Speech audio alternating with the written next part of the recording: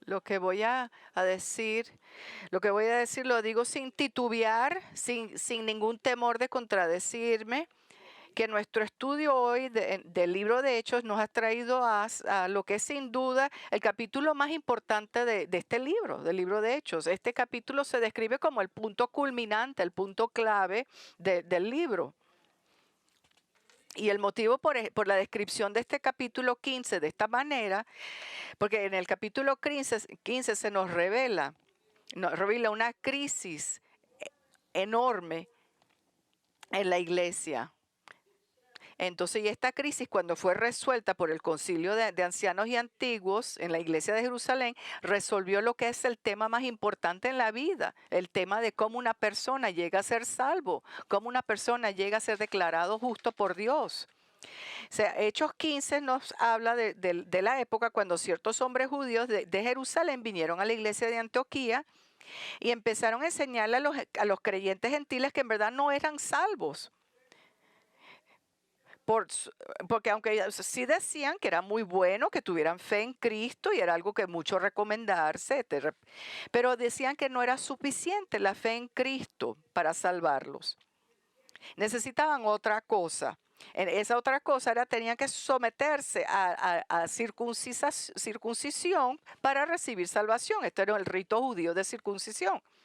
Entonces le estaban enseñando a los gentiles que primero tenían que efectivamente convertirse a judaísmo para poder ser salvos. Entonces estaban diciéndole que la salvación no era únicamente en Cristo, más bien era fe en Cristo más obediencia a la ley mosaica, específicamente la ley de circuncisión, porque la circuncisión es lo que marcaba una persona siendo oficialmente judía y era parte de la gente de Dios, la gente del pacto.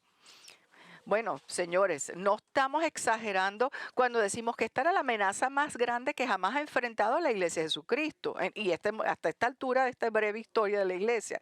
Sabemos de nuestros estudios previos en el libro de Hechos que Satanás sí había atacado la iglesia, había tratado de destruirla en otras ocasiones con varios métodos. Primero, en los primeros días de la iglesia, él atacó tratando de intimidar a los apóstoles a que se callaran sobre Jesús. Entonces los amenazaban y les metían miedo tratando de intimidarlos. Eso era el Sanedrín, el concilio, de que no hablaran. Entonces que no regaran el evangelio, no proclamaran el evangelio. Después entonces el Satanás atacó la iglesia tratando de debilitar el testimonio de dos individuos importantes de la iglesia que mintieron cuando dando una ofrenda, la cantidad de ofrenda, Ananías y Zafira. Entonces, si no, se hubiera comprometido lo que es la moral de la iglesia, si no hubieran afrontado estas mentiras de estas parejas. Después Satanás atacó la iglesia de Jerusalén por un conflicto interno que surgió entre los creyentes de que hablaban hebreo y los creyentes que hablaban griego, porque los que hablaban griego se quejaban que sus viudas no estaban recibiendo la misma comida que las viudas hebreas cuando estaban haciendo la distribución de las comidas, que las viudas eran por las necesitadas. Y después el diablo también trató de eliminar toda la iglesia de Jerusalén a través de persecución. O sea, algunos de los miembros fueron asesinados, otros fueron encarcelados y otros muchos tuvieron que dejar sus hogares, irse hasta de Jerusalén y se tuvieron que regar por varias otras regiones de Israel. Entonces no podemos definitivamente estos ataques eran serios y peligrosos, pero el ataque de Satanás que ahora vamos a estudiar en Hechos 15 va mucho más allá de cualquier amenaza que la iglesia había sufrido hasta ese punto, porque si este ataque en la iglesia tuviera éxito, distorsionaría y destruiría no solamente la iglesia, pero el mismo mensaje del evangelio. Entonces efectivamente nadie sabría cómo uno puede estar justo con Dios, declarado justo con Dios, cómo es que uno llega a ser salvo. Y si eso pasara, entonces toda la gente estarían condenadas al infierno sin esperanza porque la pureza del evangelio de gracia se perdería. Y si eso pasara, entonces ninguno de nosotros estaría seguro si somos salvos o no, porque estaríamos tratando a través de nuestros propios esfuerzos de lograr ser justificados con Dios y nunca lo lograríamos. Ahora, entonces los primeros versículos de Hechos 16, entonces Lucas nos cuenta qué fue lo que causó que viniera, que surgiera esta situación tan peligrosa. Entonces vemos Hechos 15, 1 a 6, y algunos descendieron de Judea y enseñaban a los hermanos: si no circuncidáis conforme al rito de Moisés, no podéis ser salvos. Como Pablo y Bernabé tuvieron gran disensión y debate con ellos, los hermanos determinaron que Pablo y Bernabé y algunos otros de ellos subieran a Jerusalén a los apóstoles y a los ancianos para tratar esta cuestión. Así que, siendo enviados por la iglesia, pasaron por Fenicia y Samaria, relatando detalladamente la conversión de los gentiles y causaban gran gozo a todos los hermanos. Cuando llegaron a Jerusalén, fueron recibidos por la iglesia, los apóstoles y los ancianos, e informaron de todo lo que Dios había hecho con ellos. Pero algunos de la secta de los fariseos que habían creído se levantaron diciendo: es necesario circuncidarlos y mandarlos que guarden la ley de Moisés. Entonces los apóstoles y los ancianos se reunieron para considerar este asunto. Ahora les voy a dar el contexto y la historia de esta época para que puedan entonces apreciar en verdad lo grande que es esto que nos está relatando Lucas. Como si ustedes se acordarán, en el capítulo 14 terminó con un tono muy positivo. Muy alentador. Pablo y Bernabé han regresado a su iglesia en Antioquía. Vemos en Hechos 14, 27, cuando llegaron y reunieron a la iglesia, informaron de todas las cosas que Dios había hecho con ellos y cómo había abierto a los gentiles la puerta de la fe. Ahora, Pablo y Bernabé habían acabado de completar una misión evangélica de 2 años a la isla de Chipre y a muchas ciudades de Asia Menor. Entonces regresaron, en verdad regocijando en todo lo que Dios había logrado hacer a través de ellos. Y el regocijo era porque ellos vieron lo que ya se reconocía, que con tantos gentiles llegando a salvación, ya se veía muy claramente que Dios le había abierto la puerta muy ampliamente para que los gentiles llegaran a la salvación.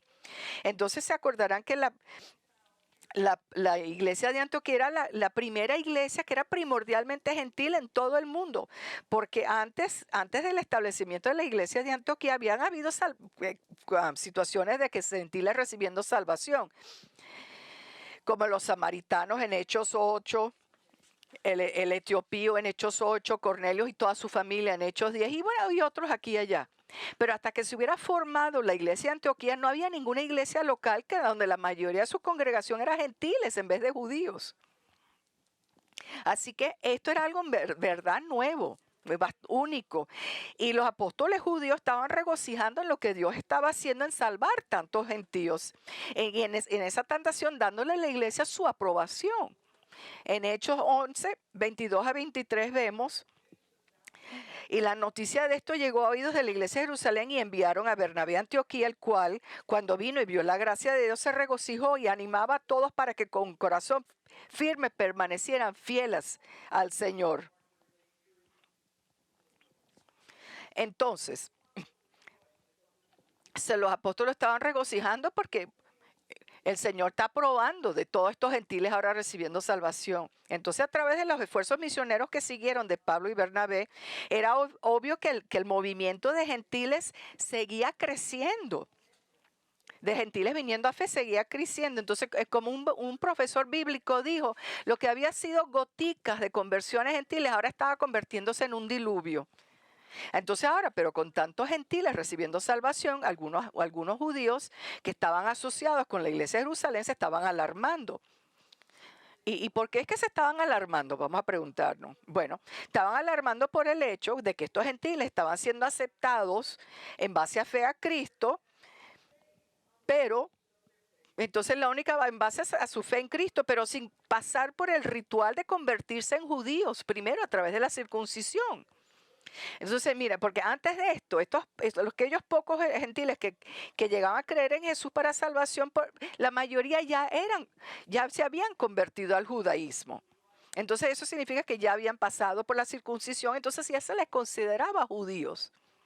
Pero ahora que Dios le había abierto la puerta tan ampliamente a todos los gentiles, había muchos paganos convirtiéndose a cristianismo que nunca pasaron por circuncisión ni conversión en absoluta judaísmo. Entonces esto causaba un problema, un problema en el pensar del pueblo judío. Entonces era inevitable que surgiera una crisis. Y bueno, efectivamente así pasó. La crisis por fin llegó a un punto culminante en Antioquía, en la iglesia dominada primordialmente por gentiles. De hecho, el tema era tan serio y la crisis creció de tal punto que ellos no lo podían resolver entre sí mismos en Antioquía. Se tuvieron que enviar una delegación, incluyendo a Pablo y Bernabé y otros de la iglesia, los enviaron a Jerusalén para decidir qué es lo que iban a hacer y para resolver este tema tan importante. Entonces ahora como Lucas nos presenta lo que está pasando aquí en Antioquía, toma los primeros 6 versículos, de hecho es 16, para presentarnos el problema. Y después entonces los próximos versículos hasta el final del capítulo nos dice cómo fue que se resolvió el problema a través del concilio de apóstoles y ancianos de la iglesia de Jerusalén. Entonces esta mañana vamos a enfocarnos en los primeros 6 versículos y vamos a descubrir qué fue lo que es cuál era el problema. En 15:1 empezamos: y algunos descendieron de Judea y enseñaban a los hermanos: si no circuncidáis conforme al rito de Moisés, no podéis ser salvos.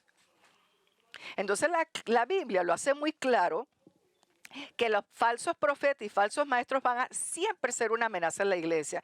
De hecho, la mayoría de las cartas del Nuevo Testamento fueron escritas para proteger la iglesia de estos falsos maestros y sus errores, su falsa enseñanza.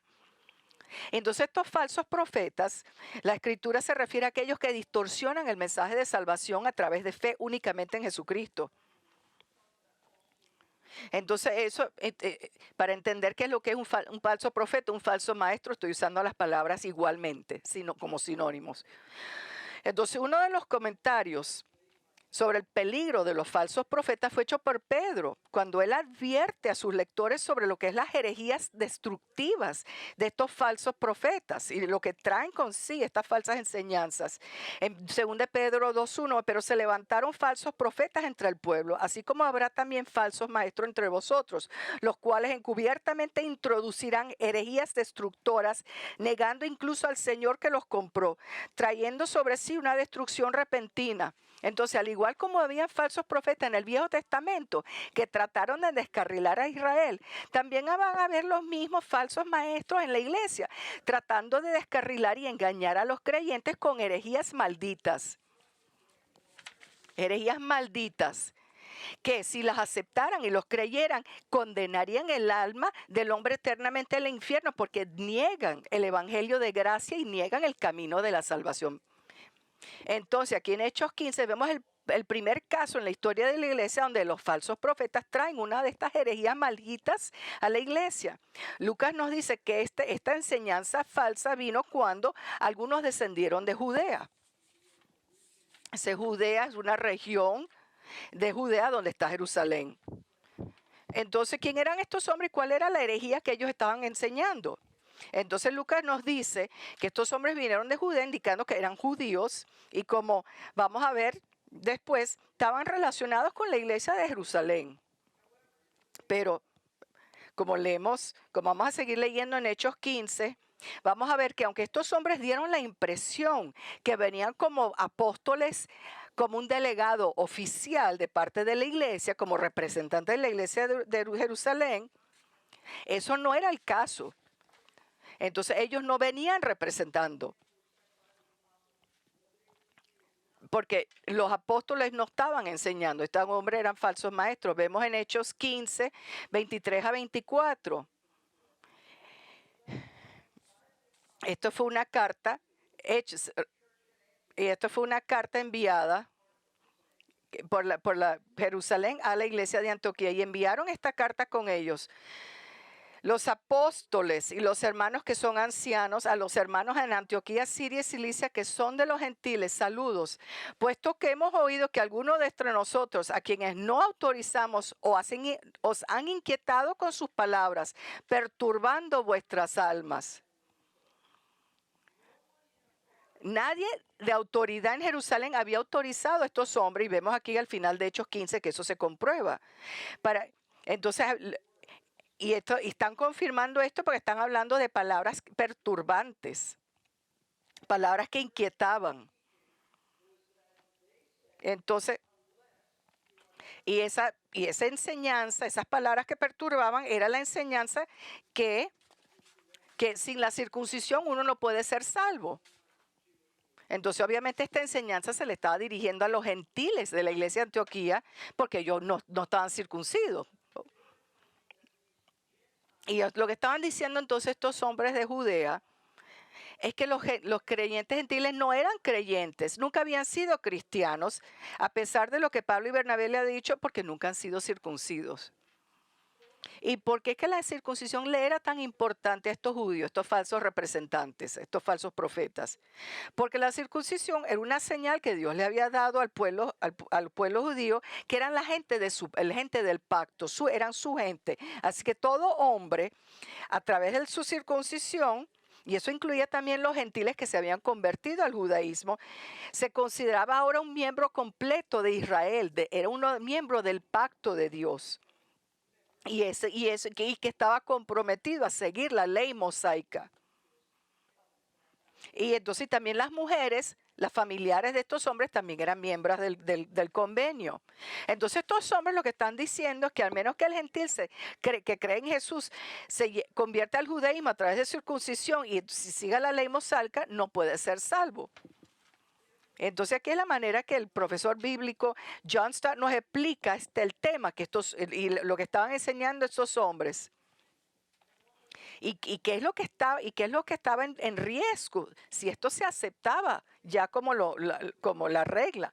Tenemos que estar muy claros lo que están diciendo y que es el tema central aquí que se está viendo. Ellos están insistiendo en el relato de Lucas que sin circuncisión los convertidos no pueden ser salvos. Claro, sabemos que la circuncisión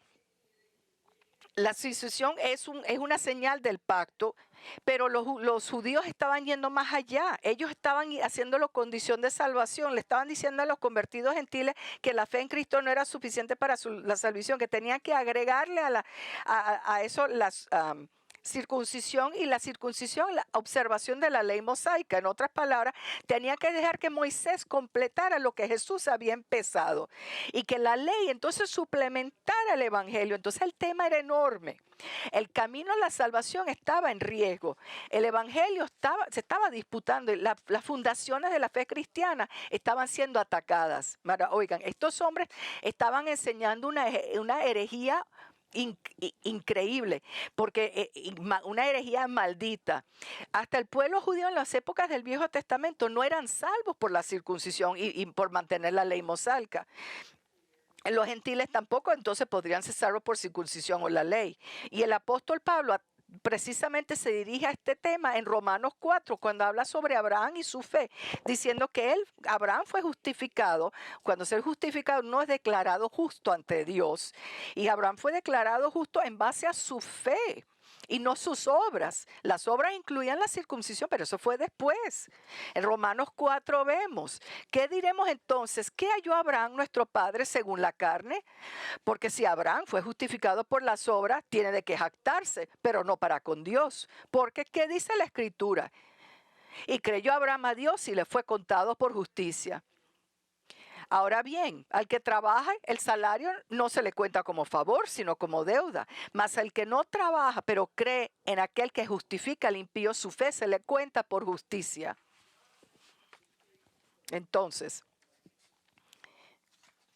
y Pablo sigue, y Pablo está diciendo que Abraham fue salvo por su fe Su fe en Dios. Abraham recibió su salvación por su fe en Dios, no por la circuncisión. La circuncisión vino después.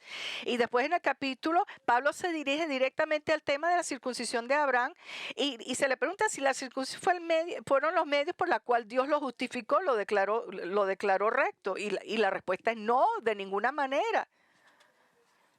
Entonces, ¿cómo fue que Abraham se le declaró justo? ¿Cómo fue que Dios lo declaró justo? Vemos en Romanos 4, 10 a 12. Entonces, ¿cómo le fue contada? ¿Siendo circunciso o incircunciso? No siendo circunciso, sino siendo incircunciso.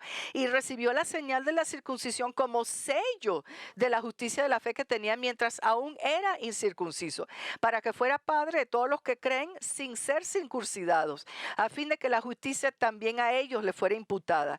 Y padre de la circuncisión para aquellos que no solamente son de la circuncisión, sino que también siguen en los pasos de la fe que tenía nuestro padre Abraham cuando era incircunciso.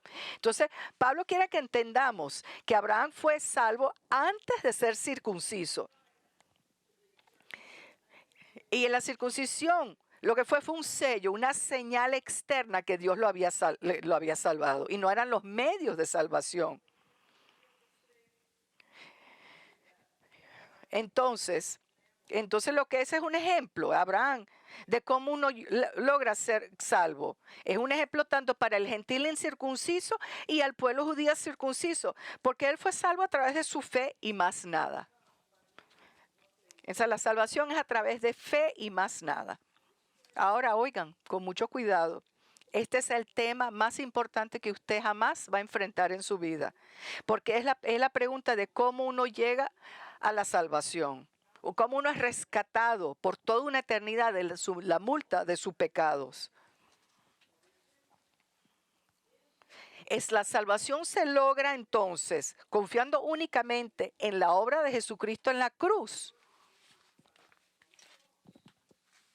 O se logra salvación creyendo en que Cristo murió por su pecado, pero además usted tiene que agregarle a la cruz algo que usted tiene que hacer, alguna obra de su parte, algún ritual religioso, alguna regla que usted tenga que obedecer. Mire, los hombres que vinieron de Judea pensaban que era muy bien que los gentiles creyeran en Jesús, pero no era suficiente. Para ellos, de acuerdo a ellos, no era suficiente. Todavía tenían que seguir la ley de circuncisión y la ley mosaica. Y por eso esta es una herejía maldita. Porque si uno cree en esto, que uno tiene que entonces seguir en una regla de circuncisión, lo que está es condenando a una persona al infierno. Porque la salvación verdadera viene a través de fe únicamente en la muerte sustituta de Cristo.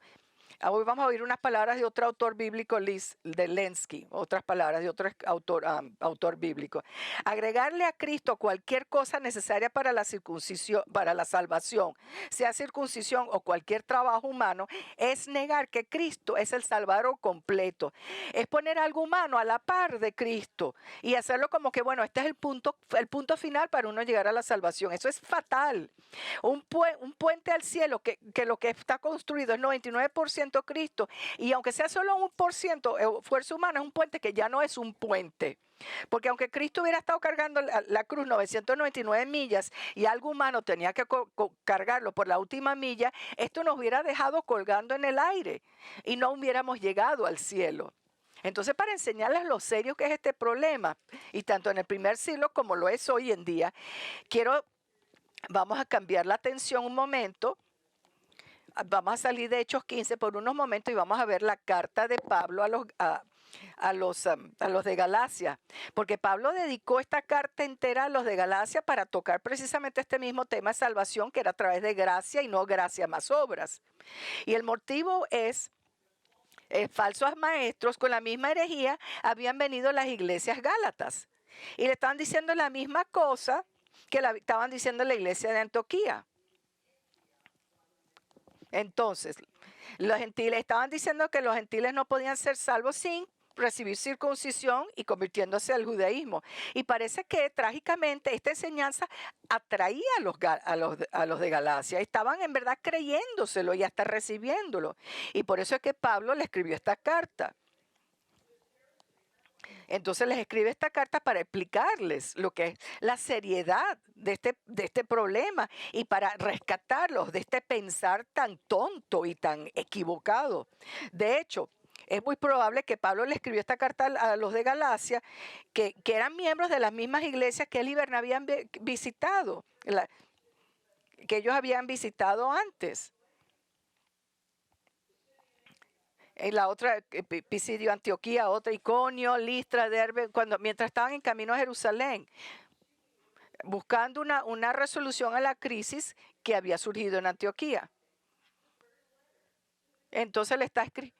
Es muy probable que esto simultáneamente estaba pasando. El error de la iglesia de Antioquía estaba comenzando en Antioquía, pero las iglesias de Galacia ya habían sido inundadas con esta falsa enseñanza y estaban a punto de caer por este error, de creérselo.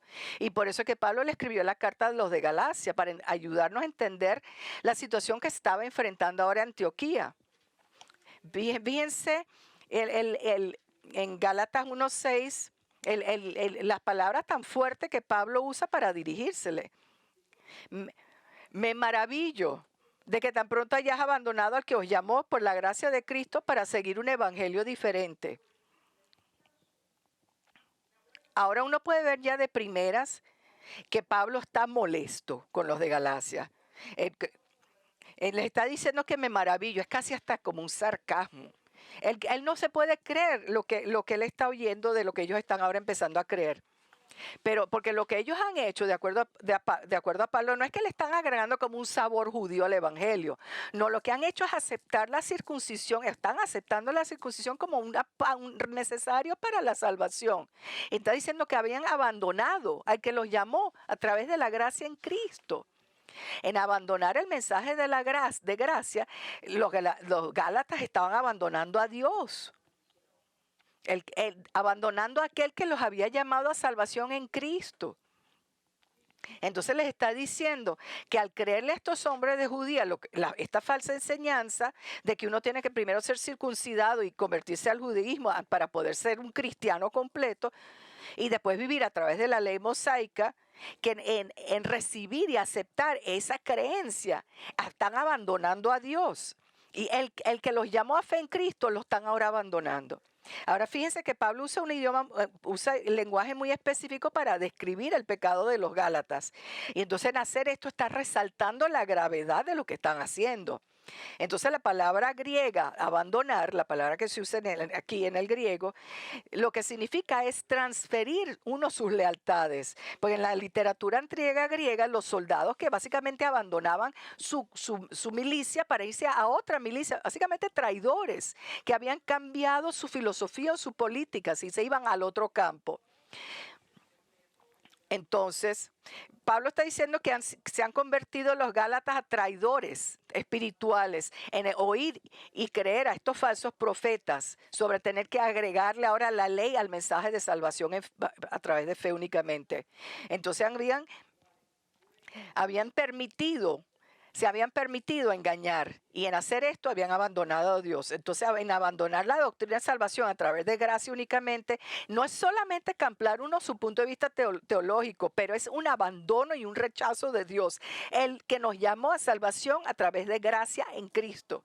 Señor, esto es un tema crítico, no se puede tomar muy livianamente. Cuando usted oye de alguien que ha profesado fe en Cristo, pero ha dejado una iglesia evangélica, vamos a decir, y la iglesia católica romana, o alguna otra denominación liberal, o algún culto religioso, alguna otra denominación, y deja lo que es una iglesia evangélica, a estas otras creencias que piensan que tienes que hacer una obra humana para la salvación, eso es rechazar a Dios. Es una desgracia. Han espiritualmente abandonado al que les dio el plan de salvación verdadero, el que los llamó a través de gracia y el que envió a su Hijo para morir como sustituto por pecadores. Esto no hay nada tan leve. Esto es una traición de lo más alto. Una traición a Dios, es la traición más grande que puede haber. Entonces Pablo está acusando a los de Gálatas y cualquier otro que se voltee de Dios de abandonar a Dios. Entonces, ¿y por qué para qué cosa que lo estaban abandonando? Bueno, en la última versículo de 6 dice, por un evangelio diferente. Aquí está hablando Pablo. Ese Pablo, ese Pablo entonces está refiriéndose ahora a lo que ellos están creyendo como un evangelio diferente. Entonces, claro, en el versículo 7 él va a decir que no hay ningún otro mensaje del evangelio, aparte del que ya el Señor Dios, al Señor dio. Pero el punto de llamarle un evangelio diferente, que ellos están presentando esto como que si fuera el evangelio. Es el engaño. Están presentando como que si su mensaje viniera de Dios. Y por eso es que Pablo usa esa terminología, un evangelio diferente. Pero ahora vamos a considerar lo que está pasando en Galacia y cómo esto aplica a nosotros. Porque yo digo, es muy fácil nosotros de nuestras narices mirar hacia abajo a los de Galacia y decir, nosotros nunca caeríamos en esa trampa.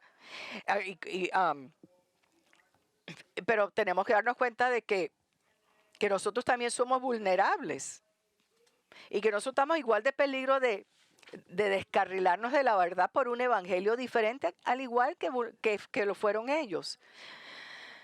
Entonces, vamos a considerar el error que creyeron los de Gálatas y vamos a pensar si nosotros haríamos mejor enfrentados con esta situación. Entonces, para empezar, ¿qué es lo que usted cree que le estaban diciendo estos falsos maestros a los Gálatas cuando les visitaron la iglesia? Mira, si hubieran venido con algo súper obvio, que era blasfemo, herejía, jamás los hubieran ni dejado entrar a la iglesia. Entonces lo que hacen los falsos maestros, lo que hicieron esto, es que vienen con un error muy sutil, un error que se mezcla con la verdad, que es hasta difícil de detectarlo. Primero vamos a entender que estos hombres profesaban ser cristianos y profesaban que su mensaje estaba de acuerdo al mensaje de los apóstoles. Y además acuérdense que ellos estaban diciendo que era un delegado apostólico que venía como representantes de la iglesia de Jerusalén. Pero nadie de Jerusalén los envió a ellos. Pero al fin y al cabo los Gálatas a estas alturas no lo sabían. Así que los aceptaron como profesores bíblicos válidos, enviados por los apóstoles con un mensaje bíblico. Y entonces, al igual que muchos falsos profetas hoy en día, que dicen ser ortodoxos, dicen ser bíblicos, la gente de Dios, incrédulos lo creen. Segundo, vamos a ver, estos hombres sonaban muy convincentes y sonaban muy bíblicos. ¿Por qué? Porque muchas de las cosas que ellos decían sonaban muy parecido a lo que Pablo les había predicado. Al final les dijeron que efectivamente sí, Jesús es el Mesías y hasta hablaron con mucha aprobación de la muerte sustituta de Cristo en la cruz, al igual que Pablo. Pero después entonces sí le agregaron algo que Pablo no había predicado cuando dicen que Jesús no es suficiente para ser salvo.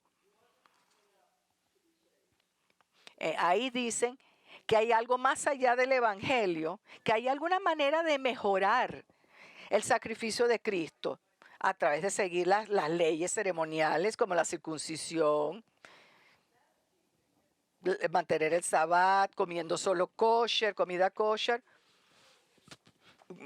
los festivales judíos. Entonces nos preguntamos, ¿cómo es que los gálatas llegaron a creer en esta mentira? Entonces, aquí es a lo mejor como ellos sonaban, un ejemplo, cómo lograron convencer.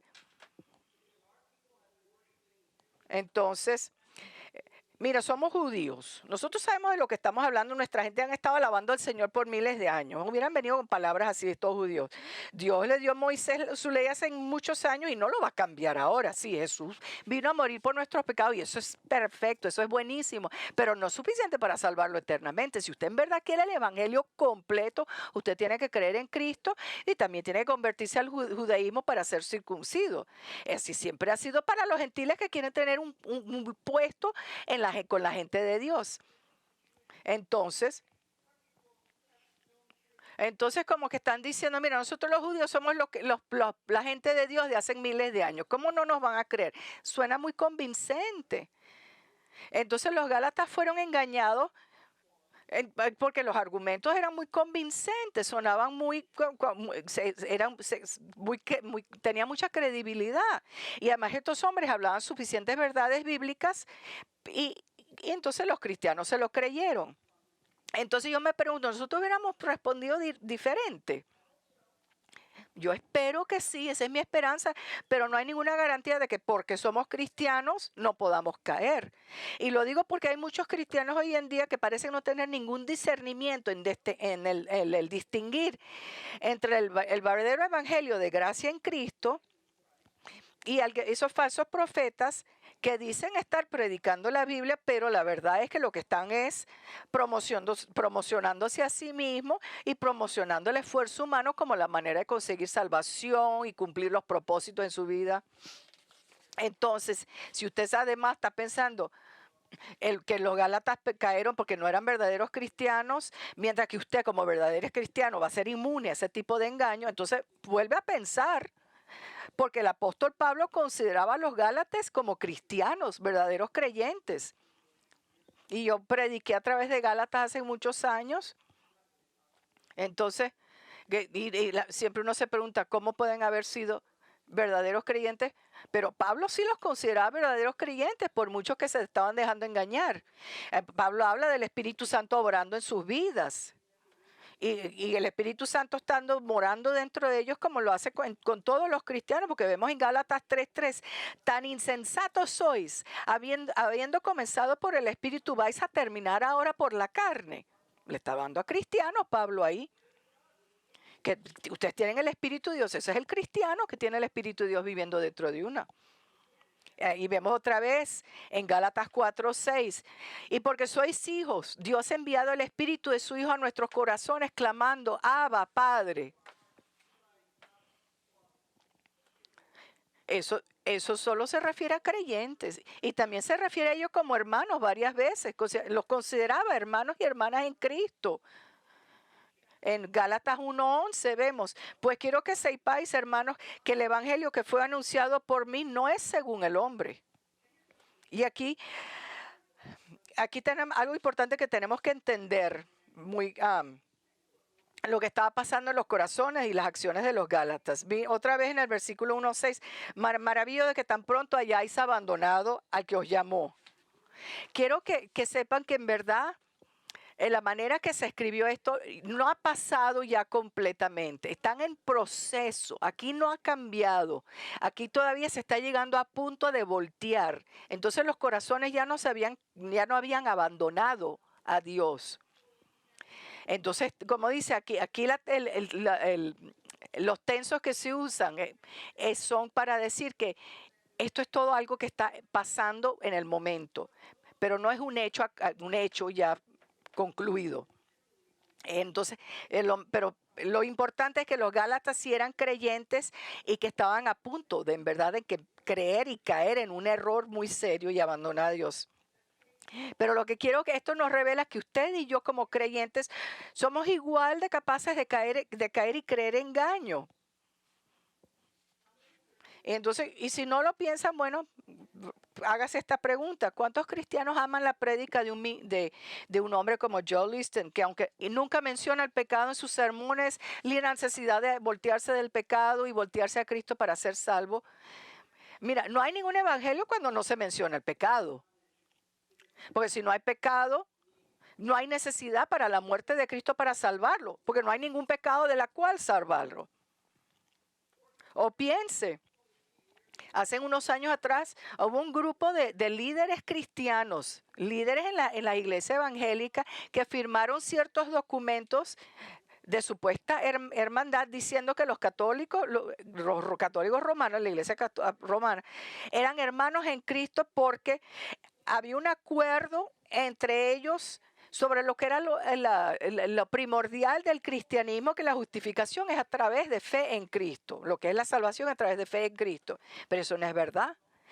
El catolicismo muy claramente niega que esa salvación es a través de fe, únicamente lo niega. Usan palabras que suenan iguales, pero tienen muchísimas cosas, muchas obras que se tienen que hacer. O piensen que tantos cristianos van a iglesias a donde lo que están yendo es superficialidades en toda la prédica y nunca oyen un evangelio. Ellos pueden oír cómo Dios los ayuda a conseguir éxito financiero o cómo vivir una vida buena de acuerdo a ciertos valores o cómo lidiar con el estrés o con las presiones de la vida. Muchos temas prácticos, pero esos temas prácticos no tienen que ver con el evangelio y cómo un pecador llega a salvación y cómo un pecador puede llegar a ser justificado en la vista santa de Dios. Eso es superficialidades. Esas son las cosas que cosquillean los oídos de las personas y lo hacen sentirse bien de sí mismos. Y las iglesias así, que lo que hacen es predicar superficialidades, están llenas de verdaderos creyentes.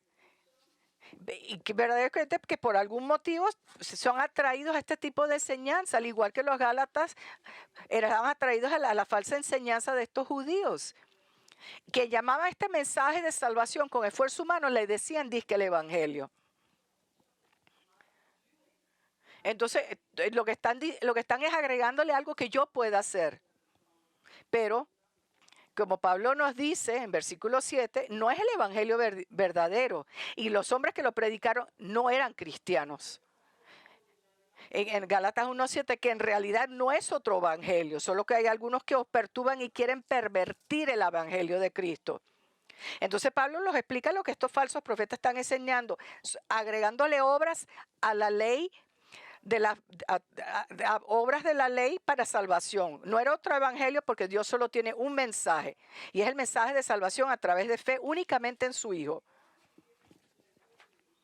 Entonces, en vez de estarle dando las buenas nuevas, estos hombres lo que estaban haciéndole a los Gálatas es perturbándolos, en dando esta doctrina falsa. Entonces, en vez de estándole dando buenas nuevas, lo que están es inquietándolos, perturbándolas. Y la palabra aquí griega, la que se usa aquí de la donde viene la traducción aquí de perturbar, significa sacudir para adelante y para atrás. Y el pensar aquí es que estos falsos profetas estaban perturbando, estaban sacudiéndole todo lo que es las bases, las fundaciones teológicas que tenían de fe, de salvación a través de fe únicamente en Cristo. Entonces esto les va a causar todas sus fundaciones ahora sean sacudidas. Tener mensajes sobre hasta el apostolado de Pablo y todas las cosas que él le había predicado. Entonces están pervirtiendo el evangelio. Ellos quieren corromper el evangelio de Cristo. Entonces, ¿qué? Entonces, la palabra aquí que se usa para pervertir, entonces lo que significa es voltear algo completamente a su opuesto. Entonces, lo que es corromperlo. Entonces, eso es exactamente lo que están haciendo estos falsos profetas con el evangelio. Enseñando que salvación viene a través de esfuerzo humano, además de fe en Cristo, están pervirtiendo el evangelio, volteándolo completamente, haciéndolo lo opuesto de lo que es. Y eso es exactamente lo que la ley, las obras siempre hace a gracia. Nos reversa todo lo que es la característica de gracia. La gracia de Dios, que es el favor, la bondad que Él nos ha enseñado en dándonos salvación a personas no merecedoras. Nos la da en Cristo únicamente.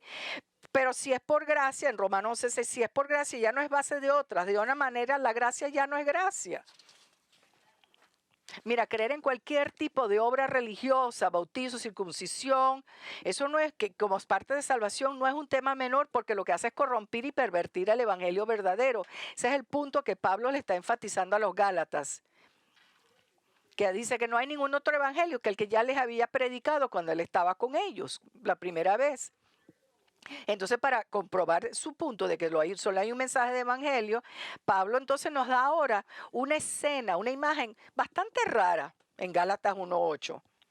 Pero si aún nosotros o un ángel del cielo os anunciara otro evangelio contrario al que os hemos anunciado, sea anátema. Entonces, para resaltar otra vez el punto de que solo hay un evangelio y que nunca puede ser ni cambiado ni con ningún motivo, Pablo está diciendo, mira, que si algún día yo regresara con otro mensaje de salvación, o si viniera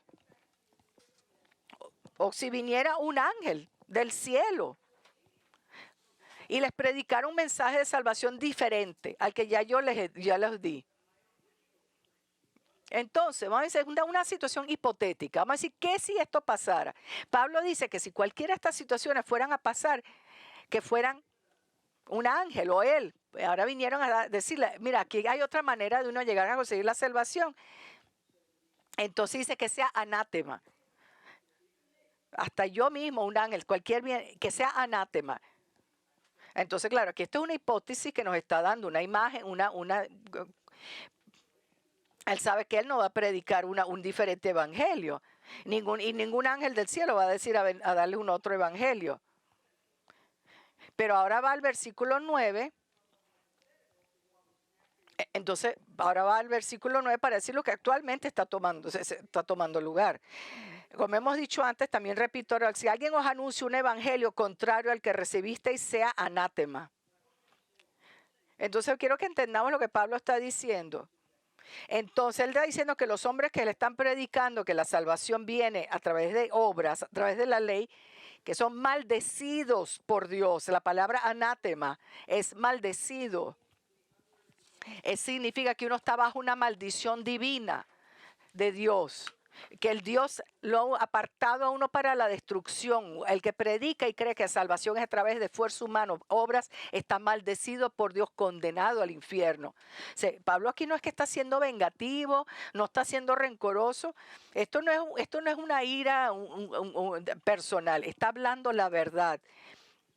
¿Y cómo no podría ser esto el caso si salvación es a través de fe únicamente y no hay ningún otro mensaje que uno le pueda salvar el alma? Entonces aquellos que rechazan salvación a través de fe en Cristo únicamente están condenados al infierno y van a sufrir la ira de Dios eternamente. Entonces, ahora quiero que entiendan y que vean la seriedad de este tema y la crisis que se enfrentaba esta iglesia. Estos hombres que vinieron de Judea y le están diciendo esta maldita herejía a los nuevos creyentes gentiles, y le está diciendo, si no circuncidáis conforme al rito de Moisés, no podéis ser salvos. Estaban predicando otro evangelio, un diferente evangelio, distorsionando el evangelio de gracia. Pablo y Bernabé están alarmados. Así que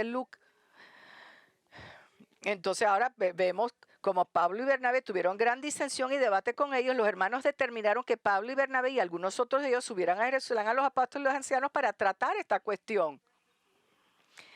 Entonces, habiendo oído lo que estos hombres están enseñando a los creyentes y sabiendo lo que está aquí en riesgo, bueno, que la pureza del evangelio, la suficiencia de la muerte de cruz, de Cristo en la cruz para la salvación y el futuro de la iglesia, Lucas nos dice que Pablo y Bernabé tuvieron gran disensión y debate con estos judíos. Bueno, debatiendo, discutiendo, pero ellos no pudieron llegar a un acuerdo, no pudieron resolver el tema. Entonces se decidió que Pablo y Bernabé iban a ir a Jerusalén para discutir el problema con los otros apóstoles y ancianos ahí, y para resolver este problema de una vez por todos. Aquí vemos en 15:3. Así que siendo enviados por la iglesia, pasaron por Fenicia y Samaria, relatando detalladamente la conversión de los gentiles y causaban gran gozo a todos los hermanos. Ahora, puede que le parezca raro.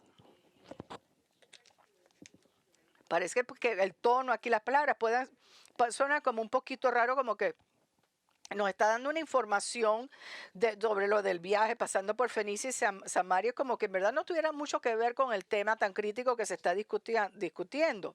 Pero esta información sí nos da sí es necesaria, sí es importante, porque nos deja saber que cuando están pasando por Fenicia y Samaria, y la gente de Fenicia y Samaria estaban menos agarradas a la ley mosaica que la mayoría del pueblo judío.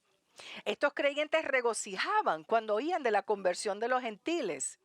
Entonces Lucas lo que quieren que entiendan, que entendamos, es que otros creyentes estaban apoyando, y Pablo Bernabé en su enseñanza, que los gentiles son salvos únicamente por fe en Cristo y no por fe más mantener la ley mosaica. Entonces es la minoría que está agregándole obras. Entonces ya en versículo 4 llegan a Jerusalén. Entonces, cuando llegaron a Jerusalén, fueron recibidos por la iglesia. Los apóstoles y los ancianos informaron de todo lo que Dios había hecho con ellos. Después ahora llegan a Jerusalén, entonces Pablo y Bernabé son recibidos oficialmente por la congregación, los apóstoles y todos los ancianos de la iglesia.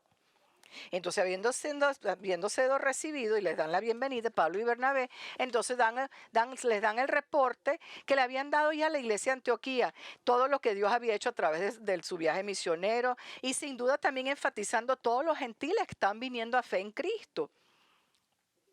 Pero habían algunos en la iglesia en Jerusalén que no estaban contentos por oír esto de la salvación de los gentiles. Pero algunos de la secta de los fariseos que habían creído se levantaron diciendo, es necesario circuncidarlos y mandarles que guarden la ley de Moisés. Entonces lo que descubrimos es que algunos en la reunión, los fariseos, que eran creyentes, que la secta farisea, estos hombres habían recibido salvación. Ahora, los fariseos eran conocidos por obedecer muy rígidamente la ley mosaica. Entonces ellos no estaban muy contentos de que gentiles estuvieran viniendo a fe en Cristo, porque a estos gentiles no se les estaba hablando ni diciendo de que tenían que seguir la ley de circuncisión, ni las leyes mosaicas, ni nada. Y por eso es que ellos dicen que es necesario circuncidarlos y mandarles que guarden la ley de Moisés. Pero parecería que estos fariseos no son los mismos hombres que fueron a Antioquía. No era el mismo grupo de judíos de falsos profetas. Y tampoco pensaban igual que los falsos profetas que fueron a Antioquía.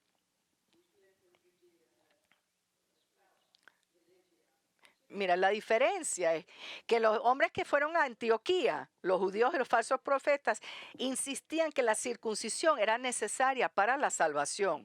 Si no circuncidáis conforme al rito de Moisés, no podáis ser salvos. Entonces, estos hombres no eran creyentes, porque no estaban confiando únicamente en Cristo para la salvación. Pero ese no es el caso con los fariseos de la iglesia de Jerusalén. Porque Lucas les dice de la secta de los fariseos que habían creído. Eso nos indica que los hombres son creyentes y habían confiado en Cristo para su salvación. Y lo que ellos dicen es diferente de lo que dicen los falsos profetas de Antioquía. Porque ellos no están diciendo que la circuncisión es necesaria para la salvación. Simplemente que los creyentes gentiles necesitan guardar la ley de Moisés. Pero no están diciendo que es un requisito de salvación.